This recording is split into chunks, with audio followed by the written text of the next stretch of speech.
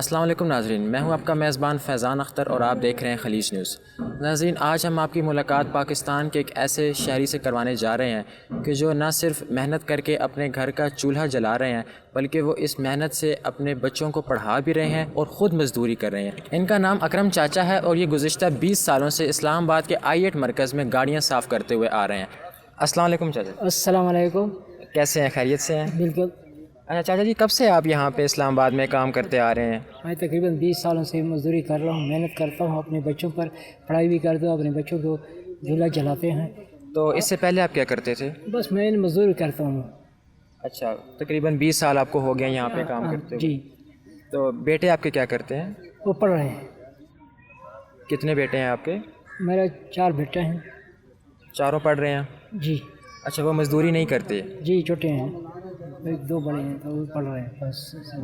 مطلب آپ یہاں محنت کر رہے ہیں اور آپ کی عمر کتنی ہے انکل؟ 62 سال۔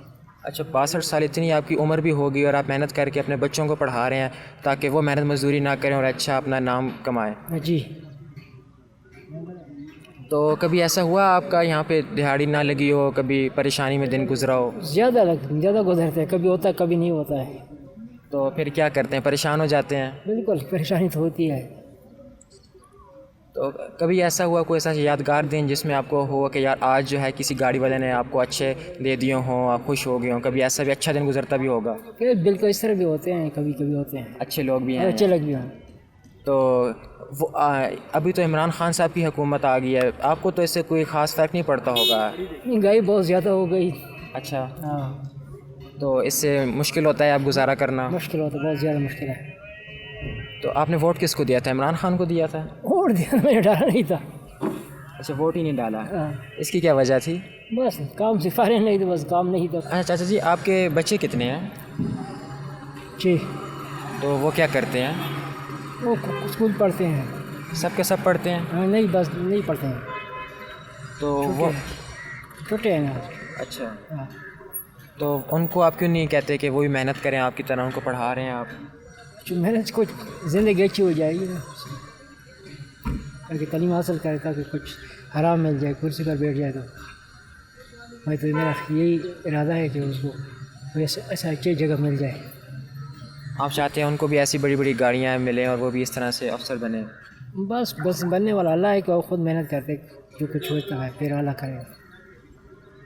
اچھا، کبھی ایسا بھی ہوا کہ دن ایسے ہی گزر گیا ہو اور کوئی گاڑی نہ ملی ہو، پریشان ہو آپ؟ زیادہ دن گزرے، ابھی شروع ہوتے ہیں، گرمی میں نہیں ہوتا ہے نا، گرمی میں کام بالکل نہیں ہوتا۔ اچھا، گرمیوں میں کام کم ہوتا ہے آپ؟ ہاں بالکل، کام ہوتا نہیں۔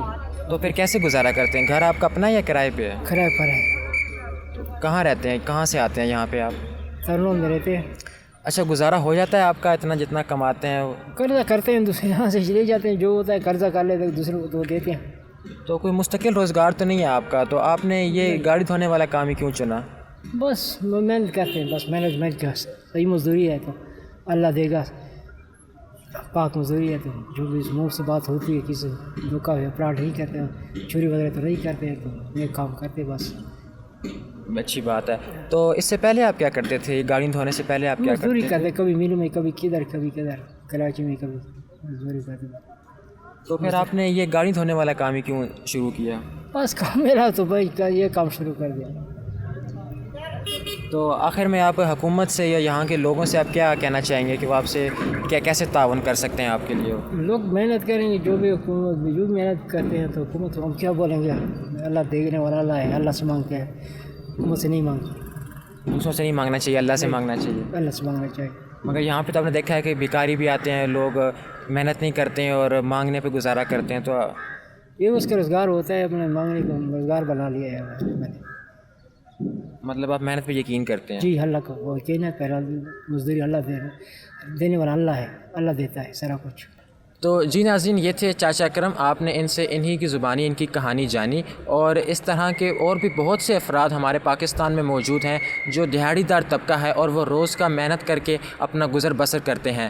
تو اور اس میں نہ صرف حکومت کی ذمہ داری ہے کہ وہ ایسے افراد کی مدد کرے، بلکہ میری اور آپ کی بھی ذمہ داری ہے بحیثیت ایک شہری کہ ہم ایسے افراد کے ساتھ اچھا سلوک کریں اور جہاں تک ہو سکے ان کی مدد کریں۔ فیضان اختر کو دیجیے اجازت، اللہ نگہبان۔